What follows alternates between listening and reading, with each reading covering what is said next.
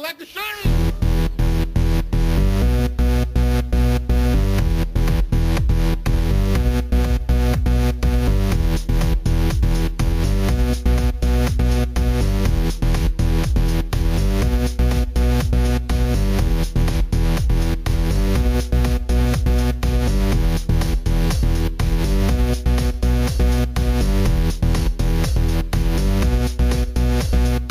I heard that.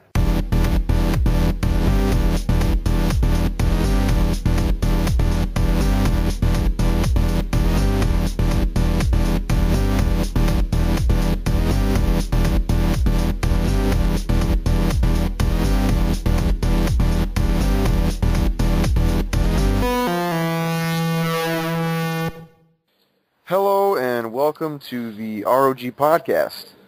This is episode 17, and I'm your host, RoG Steele. And I'm joined with my two co-hosts for today, Byfee and Mr. RoG Scotsman. What's going on, guys? I'm doing good. Doing very good. I'm doing great.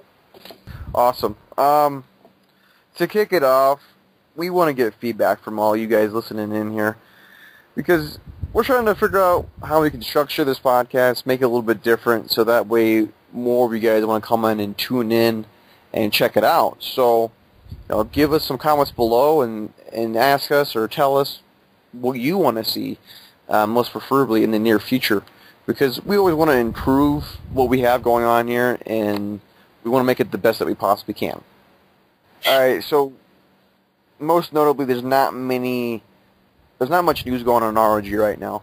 And that's kind of because we're doing this on a weekly basis when we publish these podcasts. So, I mean, to be quite honest, there won't be much gaming news or much RoG news. However, there are promotions as of late.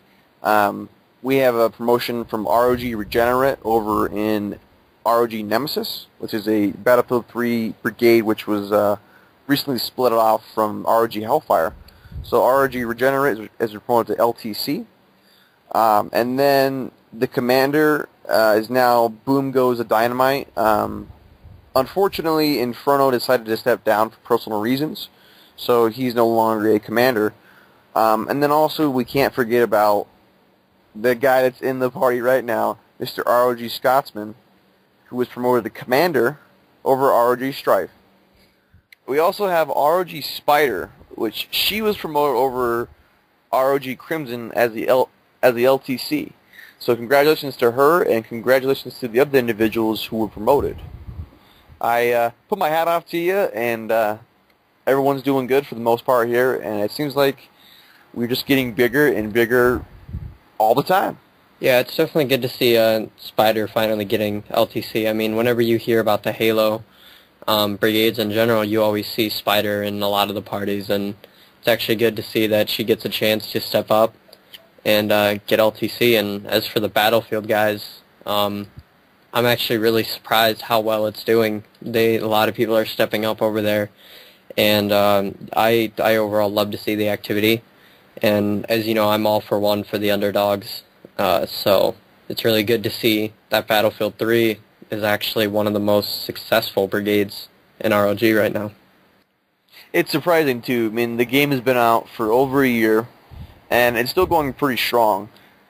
It's going to be even more interesting, though, when Battlefield 4 comes out in October, which is kind of close. So what I really want to try to do is, me being in Hellfire and all, I want to try to get that split again, so that way we can split before Battlefield 4 comes out. And then I'm sure that most people will go over to Battlefield 4 and continue our voyage there. Yeah. And I'm sure the game's gonna be even better though. But who knows? I've seen a video from the actual campaign, but nothing from a multiplayer standpoint. And that's all it's about, is the multiplayer. So I am very, very curious how that will work. Yeah, but I mean, seeing that Battlefield 4 gameplay, I mean, to me it almost looked similar to Battlefield 3. I mean, the graphics looked almost identical. I mean, it had better lighting, but overall, I could barely tell it was a Battlefield 4 game. I mean, I don't play Battlefield very often, but I think it's going to be a good change, and I think it's going to be smooth. I just hope the transition isn't really rough to where half the members buy Battlefield 4 and half the members don't. So we'll have to see how it plays out. Yeah, I agree with you. when I saw the gameplay, it didn't look that much better. I mean, it definitely looked better. Like you said, the lighting was better. And I also heard that the actual gameplay footage that was recorded was on the PC version. So, you're not going to get that full capability out of your Xbox. Yeah. Kind of deceiving in many ways. And some people were saying that it's not Battlefield 4, it's Battlefield 3.5, basically. Well, that that's usually good. I mean, when it comes to games, if they change it too much, people are going, oh, you know, they changed it way too much. It's stupid. Like, if you look at Halo 3 to Halo Reach, that was a drastic change, and it caused numerous Halo fans to quit playing because the change was so, you know, horrendous. And with games like Gears of War or Battlefield, the fact that they change it so little is, I think that's why they're maintaining a fan base. Same with Call of Duty. You don't see huge changes in it. So I think that's what they're going for. I mean, I guess they're going with what works.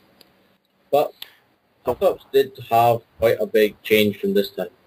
From going to, like, what, the First World War to, like, 2025, it's a big jump.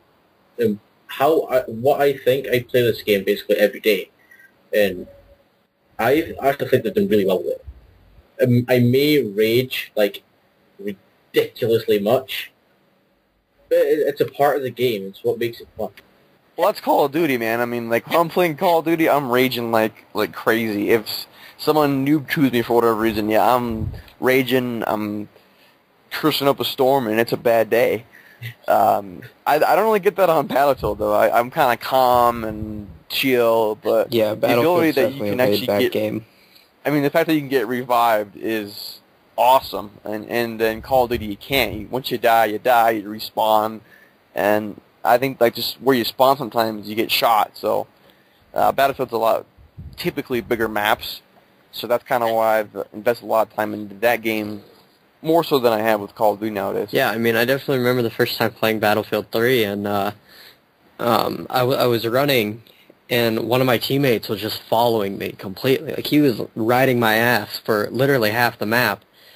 And I just turned around and I started shooting him because I'm used to a Call of Duty, you know, like, you're my teammate, get off me. You know, if they see me, they're going to see you. And yeah, it took a couple minutes for it to click, like, oh, wait, you know, you need your teammates in Battlefield. It's not like Call of Duty where you can run into a room of 5 people, clear them all out, walk away from it. Battlefield's very tactical, and it's definitely a big transition, which is why I think Battlefield works perfectly with communities, because people who play Battlefield are usually laid back, they're more tactical, and I think that's what a community is all about, is forming teams, making a lot of friends, and, you know, getting your squad going in Battlefield. Yeah, I found that out as well when I was playing with Battlefield 3 guys. Like, when I was playing with Battlefield 3 guys, like, there's tactics and communication was ridiculous. Like, you would never get that kind of communication and tactics in COD. It just wouldn't happen. Yeah. Well, that's the thing about COD, I think, is that people are so concerned about their KD more than anything, and they kind of just ride solo. And in COD, you can go out there and you can get 3, 4, 5 kills and you know, get these kill streaks. Battlefield 3 doesn't have that. There's no kill streak. So that's I think that's one reason why you have to be more tactical. And you have your own individual squads of 4 people. And the cool thing about it, too, is once you get to a certain level of rank, you can have like a squad perk, like a squad ammo or squad explosives or whatever, and that can contribute to the entire team. So it definitely is a very team-based game, and that's kind of why I'm preferring it nowadays. Because Call of Duty was fun, I'd rage, though, and I would do horrible, and no matter how good my team did, I would still do awful. But I feel that when my team does good on a Battlefield game, it's all good, and we're going to win.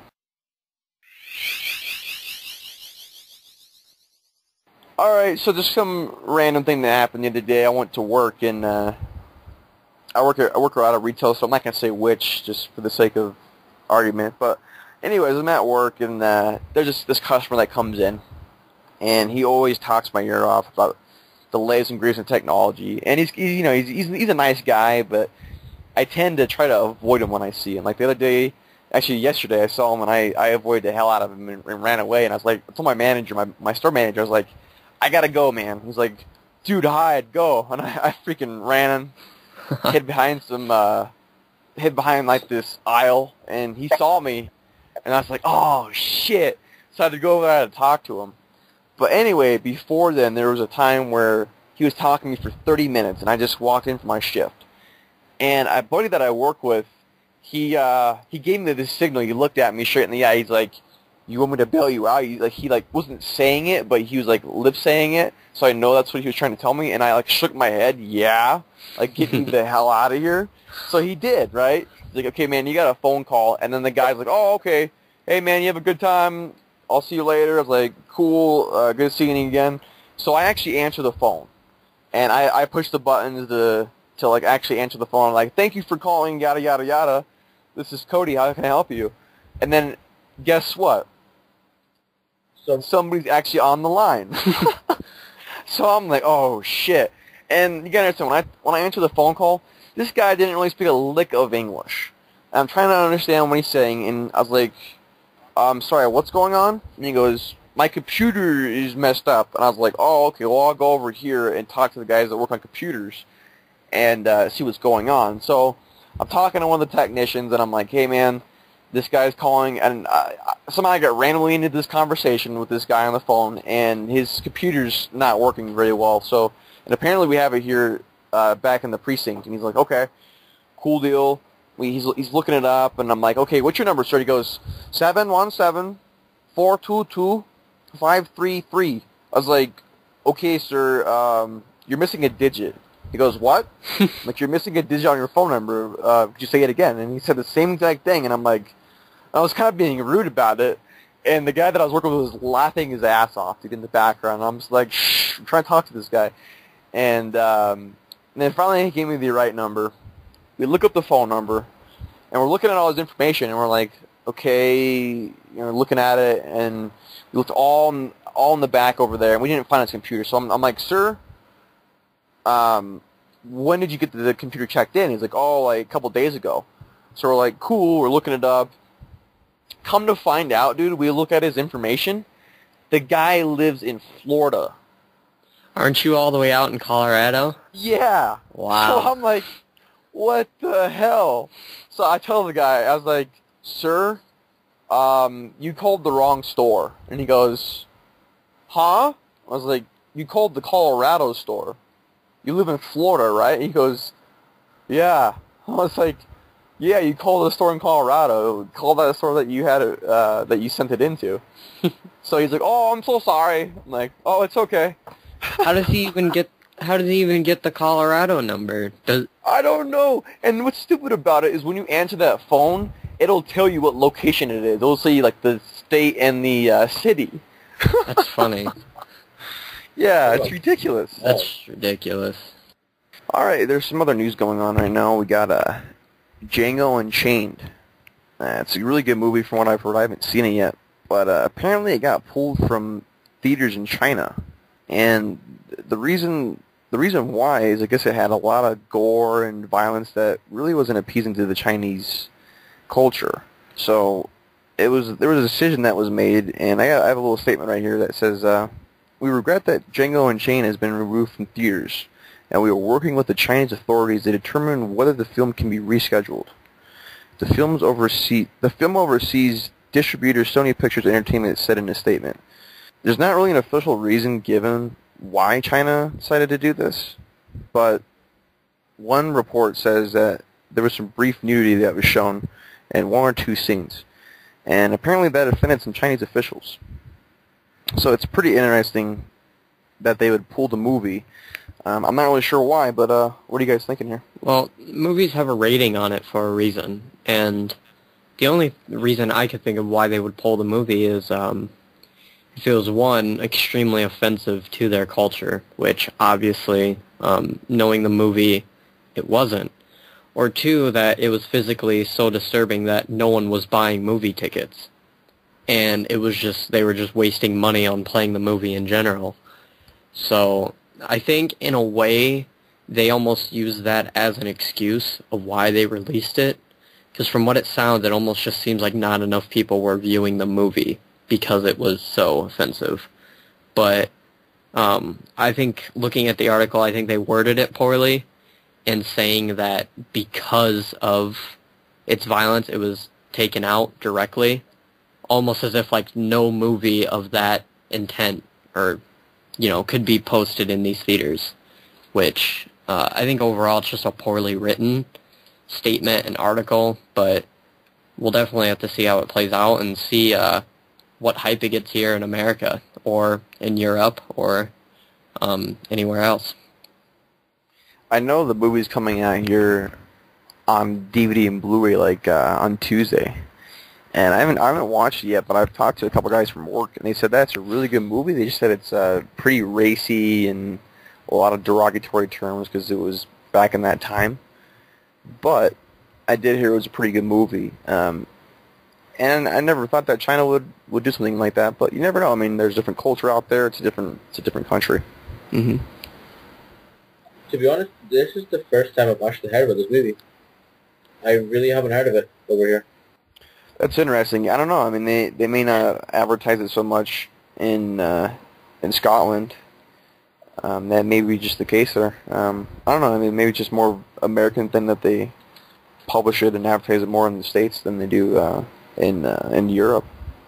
Well, I think it's got some pretty big named actors in the movie. Yeah. I think the most well-known one would be Samuel L. Jackson. So, I mean, anything...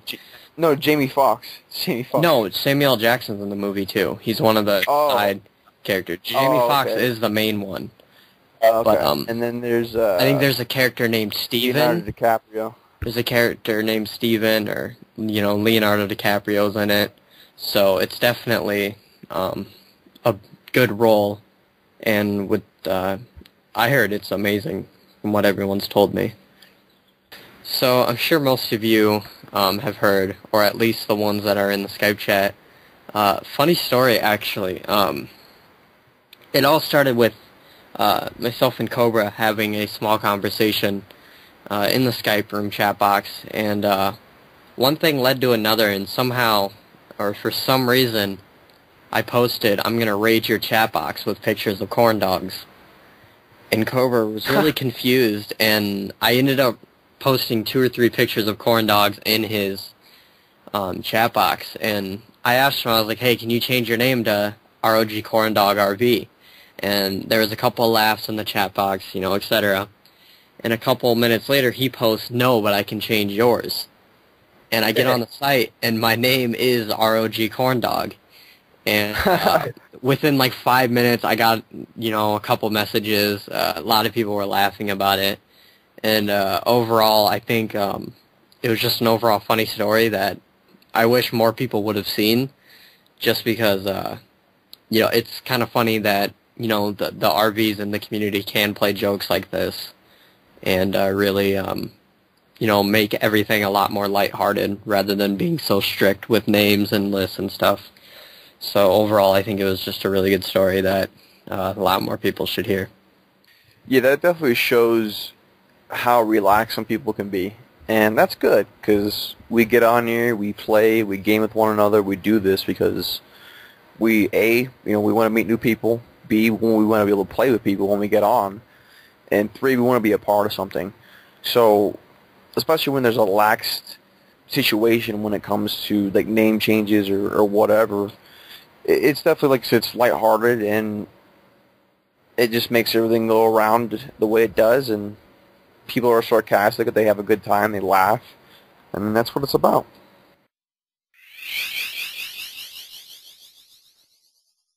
Alright guys, I have a topic I want to talk about. What is your guys' opinion on the team thing? I mean, everyone's been doing, hashtag team Vanity and Pinkie Pie. That's what it started off with. And then Spanish Gamer had one.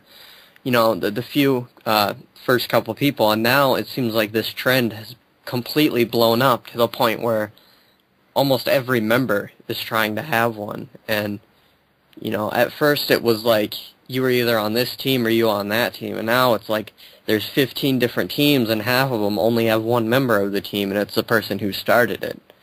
So, I mean, what's your guys' opinion on this whole bandwagon of the hashtag teams?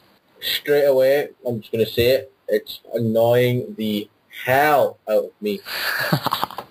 So many things in this signature that are saying hashtag Team Bounty, hashtag Team Pinkie Pie, hashtag Team this, hashtag Team... I don't really give a shit anymore. That's true. It's definitely gotten annoying. Yeah, I'd say the same thing. I concur with both of you that it's ridiculous, it's irrelevant. What's the point?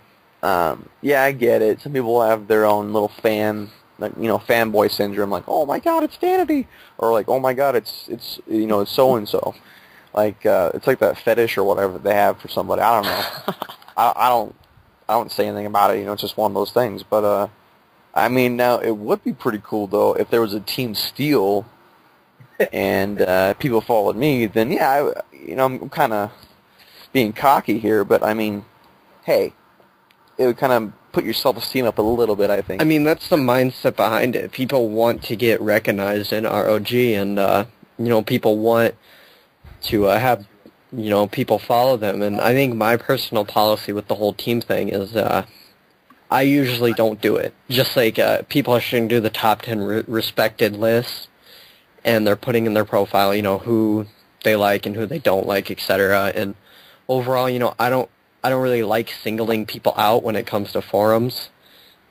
Just like the top 10 respect things, I think that's okay, but I really I don't want that trend to blow up, because I think it's going to cause a lot of arguments. And, as of right now, the whole team thing, it's just kind of a big ego thing, and I'm sure it'll pass here in the next month or two. But I thought it was worth bringing up just because it's extremely popular right now. I mean, quite frankly, if they're going to integrate some team system, there'd have to be some concrete guidelines, and it'd have to be more structured than, oh, it's just a team, and you just chat in my team box or whatever. I mean, I think if they actually did it, it'd have to be a purpose behind it. Like, we have a podcast team, we have a news team, which we're not really sure what's going on with the news team. Then we have graphics team, these are all these teams. And those are actual legit teams. So you're trying to tell me that just some random person out of nowhere can be like, oh, well, I'm going to start a team, and it's called Team Suck a Dick. I don't know. That's true. I mean, with the new chat box section on the website, that was another thing that kind of blew up. I mean, there were the original chat boxes. And then, I'm sure, as all of you know, there was the Team Classy versus Team Sneakerhead. And then, someone posted the Team Casual and had a chat box and everything, and then it just blew up. Everyone made their own chat boxes, and it got to the point where Cobra had to step in and say no personal chat boxes. That's for leadership only. And it got so bad to the point where they made a chat box section of the website, which really almost doesn't make sense to me, because wouldn't that just be the off-topic discussion, just a second version of it? I mean, really what these chat boxes are all about are just, I'm going to go into the, I don't want to call anybody out, but I'm going to go into so-and-so chat box and post a picture of this and raise my post count. When in reality, they could have just gone into off-topic discussion and say, hey, let's talk about this. They didn't necessarily have to make a chat box for it. And I understand there's an award for it and all that, but I think some things are just kind of starting to get too cluttered and a bit ridiculous. Away from the professional sort of things, and come to the more of the get cluttered and get more cluttered threads and stuff like that on the website, and it's not helping the servers out as well. Alright, so there's also something new that's pretty awesome that's going on in ROG on the website particularly, and that is a change in color for the LTC rank, which was gray, and now it's like a teal green to kind of match and blend with the Commander color, which is green. So I think it's kind of cool, and I honestly did like the grayscale color, though. What are your thoughts? Well, I was the one who made the thread about it, and it was originally myself and another Commander talking on Skype, and it somehow just got brought up, and he said, it's been that way for, 2 or 3 years, and I never understood it. As in, why do members who have their name purple or yellow or podcast colors or recruitment colors. Why do they have to go from that to a bold gray and, not stand out very much? And on the other side of the coin, why do directors who aren't even a part of RoG get such a big, bolded, standout color when they didn't really do anything? So my idea was to switch to two. Lieutenant commanders would have this bright color, so they'd stand out a lot more.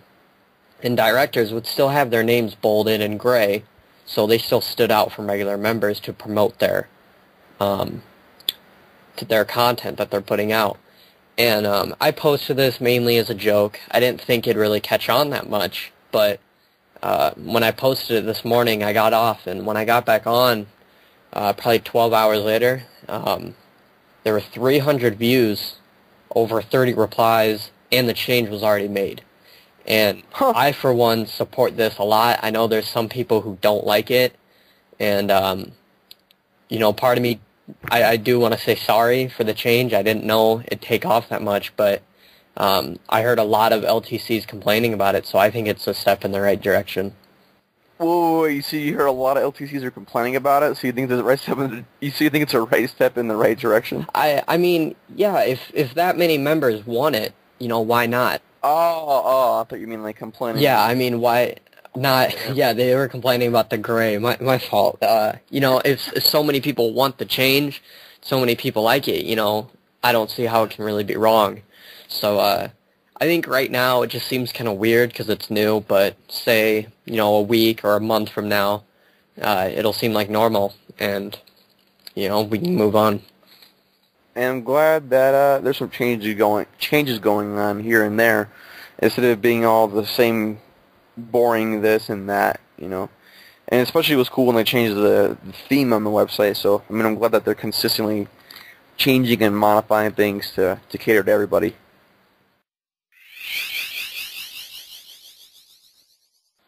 Well, speaking of ranks and LTC, Steele, what is your opinion on the whole huge wave of promotions that's going on? I mean, it seems like a lot of leaders are stepping down, a lot of members are taking their places. We had a handful of huge leadership promotions, people being promoted to SG, DG, and even a new revolutionist. What's your opinion on this whole wave of promotions we're having? I think it's awesome. I mean, it just shows that when you do good work, good things happen. In other words, we grow larger, we get new people, we get new leaders, and when we get more people in to fill in the gaps, we can promote more leaders.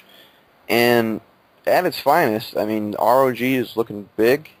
I would say within the next maybe 6 months or so, we'll probably be easily surpassed over 1,000 plus members. And hopefully at some point we're at, 2,000, 3,000, 4,000, or maybe even 5,000.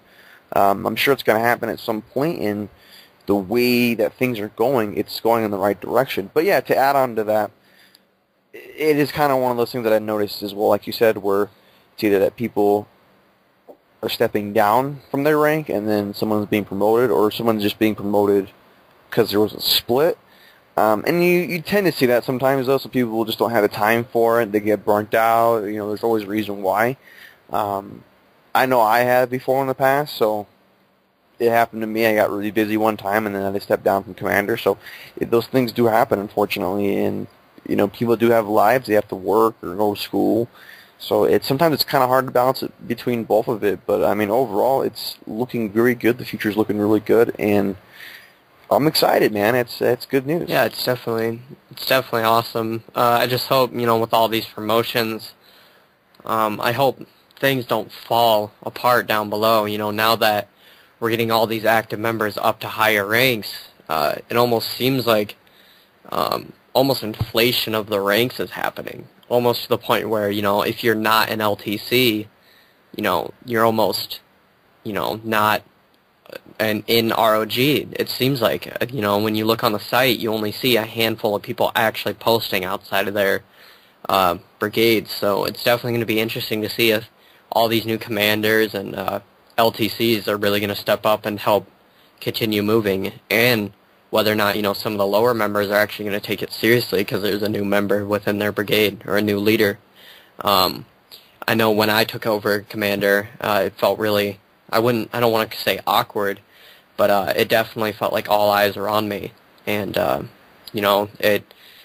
it's a big change, and I hope a lot of the new commanders and LTCs realize that, they have a big responsibility now. They're responsible for 70 people. So, let's hope they can get the job done, and most importantly, just stay organized and make sure everyone in their brigade's having fun. When it comes to recruiting as well, I mean, one thing that I noticed is someone gets recruited, and if people don't add them on their friends list, game with them, talk with them, they tend to veer off and are inactive. Yep. But as of late, when I've been getting recruits into like my company, for instance, because I'm a captain, as soon as I get them in the company, I game with them, I talk to them, I get to know them, and I feel that when you do that on a more consistent basis, they feel more welcome and they want to be a part of it, what you're doing. And if you don't do that, then they're not going to stay, they're going to leave. I know with in Tempest, how we fixed this problem is we recently added a recruitment pool where recruits don't get put into companies. They get thrown into almost as free agent pool. And what I make them do is add both captains, and after 3 to 4 days of game time, we will put them in the company that we see fit, or whatever. So I think that's a huge issue we need to do, is get recruits involved and get them past the, hey, here's the website, now go have fun, bye. And so it's kind of, we'll definitely have to see how these new LTCs and commanders jump into the mix of things. All right. I mean, I think we talked about a lot today, and I appreciate everyone showing up. Unfortunately, Scotsman, his mic was messing up, so he dropped out of the call a little while ago. But thank you, everyone, and I hope you enjoyed it. And like we were saying earlier, please give us some feedback as to what you thought about the show and what you want to do next time. Also, if you've been listening this far, then I want you to say this below in the comments or in the thread. Dogs don't kill cats, but elephants do. Say that underneath the comments below, if you've actually listened this far. Words of wisdom.